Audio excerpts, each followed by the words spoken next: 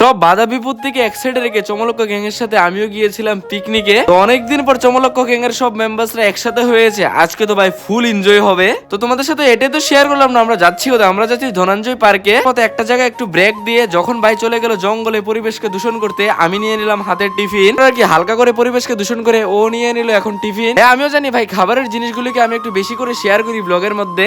এই খাবারগুলির মধ্যে জীবনের সব সুখ শান্তি লুকিয়ে আছে। ভাই দাবে এখন আবার আমরা উঠে পড়লাম বাসে। গাড়িতে ওঠার পর ছোট্ট একটা জার্নি করে ফাইনালি এখন চলে আসলাম আমাদের পিকনিক স্পটে। পিকনিক স্পটে আসার পর এখন তো ভাই সব কাজগুলি করতে হবে। আমি তো ভাই সব কাজ ফাঁকি দেই, আমার বন্ধুরাও জানে আমাকে দিয়ে এসব কাজ হবে না। আমরা বেরিয়ে পড়লাম পার্কটাকে একটু ঘুরে দেখার জন্য কি কি আছে এটার মধ্যে। পার্কের মধ্যে দুটো কালো রঙের সুন্দর দেখতে পেলাম ছাগল, আর এই হচ্ছে আমার বন্ধু গান্ডু পাগল। ছন্দের সাথে তাল মিলিয়ে একটু কবিতা বলার চেষ্টা করি মাঝে মধ্যে, কিন্তু ওই কবিতার কোনো অর্থই থাকে না। তো এই পার্কের মধ্যে পেয়ে গেলাম বড় সড়ো এক জঙ্গল। জঙ্গলের ভিতরে এখন যাচ্ছি, কেন যাচ্ছি বলতে পারি না। আমি জঙ্গলের মধ্যে হালকা করে একটু বিসর্জন করে এখন লেগে পড়লাম আমরা একটু খেলাধুলাতে। ক্রিকেট ম্যাচটা শেষ করে এখন বসে পড়লাম খাওয়া দাওয়া করতে। অনেক আইটেম দিয়ে মজা মেরে সবাই মিলে একসাথে ভুরি ভুষ্টা করলাম পিকনিকে।